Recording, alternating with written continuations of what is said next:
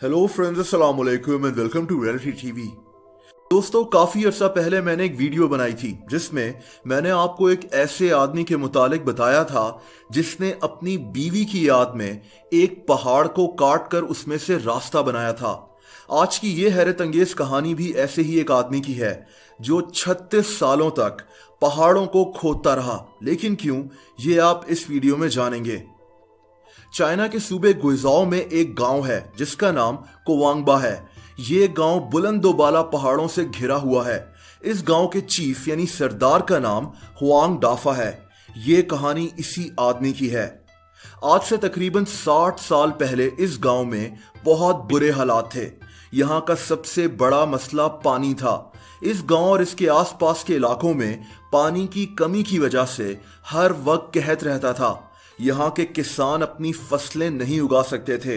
लोगों के पास पीने का पानी तक मौजूद नहीं था।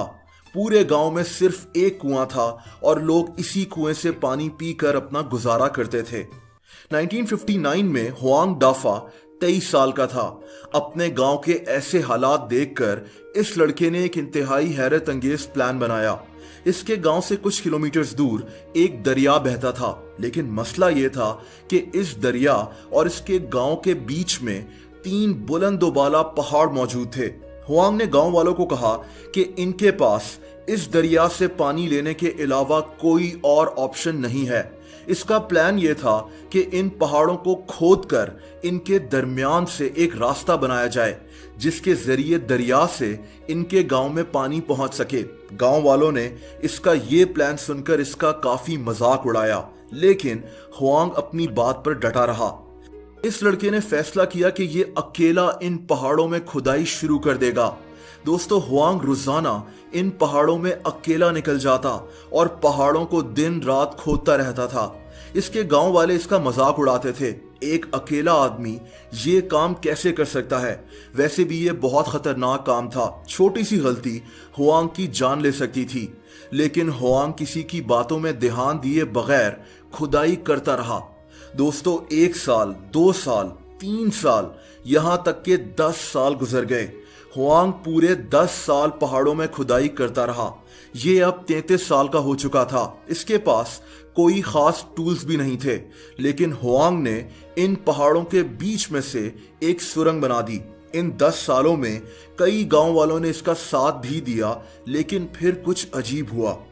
10 साल की सख्त मेहनत के बाद हुआंग को एहसास हुआ कि ये अगले 100 साल तक भी खुदाई करता रहे तो भी इस तरह पानी इसके गांव तक नहीं पहुंचेगा, क्योंकि हुआंग को इरिगेशन और पानी को हैंडल करने की ज्यादा नॉलेज नहीं थी। इसकी हिम्मत तो बहुत मजबूत थी, लेकिन इसको ये नहीं पता था कि पानी को दरअसल गांव तक लाना कैसे है। गांव वाले इसका फिर से मजाक उड़ाना शुरू हो गए। इसके साथ जो कुछ गांव वाले थे भी वो भी पीछे हट गए, लेकिन हुआंग ने हिम्मत नहीं हारी।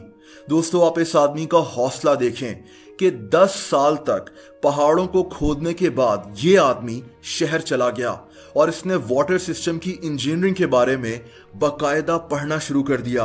काफी अरसे तक ये वाटर सिस्टम की पढ़ाई करता रहा और फिर ये वापस अपने गांव आ गया। इस दफा इसको पता था कि इसको क्या करना है। हुआंग ने एक दफा फिर से इन पहाड़ों को खोदना शुरू कर दिया। इसने इन पहाड़ों के अंदर से एक नहर बनानी थी जिसके जरिए पानी इसके गांव तक पहुंच जाता। हुआंग ना सिर्फ अपना पूरा दिन बल्कि अक्सर अपनी रात भी इन्हीं पहाड़ों में गुजार देता था। इसके पास ना तो कोई मशीन थी, ना ही कोई खास टूल। ये बस एक बेलचे से पहाड़ों को खोदता रहता था। पहाड़ों पर रोजाना चढ़ना भी एक बहुत बड़ा मसला और खतरा था, लेकिन आहिस्ता आहिस्ता इसको देखकर कई दूसरे गांव वाले भी इस खुदाई में हुआंग का साथ देने लगे। इन लोगों की एक पूरी टीम बन गई जो दिन रात पहाड़ों को खोदते रहते थे। दोस्तों, पहाड़ों से एक नहर को गुजारने में मजीद 26 साल लग गए। हुआंग अब बूढ़ा हो चुका था। इसने अपनी जिंदगी के पूरे 36 साल इन पहाड़ों को खोदने में गुजार दिए।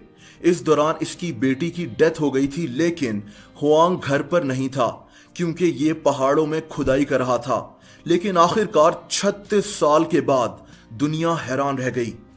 हुआंग ने पहाड़ों के बीच में से एक 7 किलोमीटर लंबा नहर का रास्ता बना दिया और फाइनली इसके गांव में पानी आना शुरू हो गया। ना सिर्फ इसके गांव में बल्कि आसपास के कई इलाकों में पानी का मसला हल हो गया। हुआंग आज 84 साल का हो चुका है। इसकी कहानी और हिम्मत के ऊपर कई डॉक्यूमेंट्रीज और एक फिल्म भी बन चुकी है। ये अब अपने गांव का सरदार है। इसने अपने गांव में बिजली का मसला भी हल कर दिया है और शहर से गांव तक एक रोड भी बना दी है। इसका गांव, जो कभी चाइना के गरीब तरीन इलाकों में से एक था, आज काफी खुशहाल है।